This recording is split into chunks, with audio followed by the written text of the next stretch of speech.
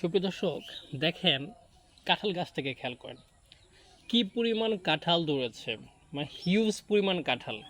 গাছটা বৃষ্টিতে বা বাউরে ভেঙে গিয়েছিল, বেশি বড় গাছ না, কিন্তু অর্ধেক পোতা পড়ার পরও গাছটা এখনও জীবিত আছে, প্লাস হিউজ পরিমাণে ফল দিচ্ছে। আমি যদি আপনাদেরকে এই সাইডটা দেখাই, দেখেন, ও মাই গড, আসলে একটা বোটায় দুইটা তিনটা করে কাঁঠাল আসছে। এদিক থেকে যদি আমি ঘিরে দেখাই, ঘুরে ঘুরে যদি দেখাই, প্রত্যেকটা পাশেই হিউজ পরিমাণ কাঁঠাল রয়েছে। জাস্ট হচ্ছে আপনার ডাল ছিল। শুনেছি যে কাঁঠাল গাছ পোতা পড়লে বা মাটি বেশি পড়লে পরে মারা যায়, কিন্তু এই কাঁঠাল গাছটা হচ্ছে আলাদা।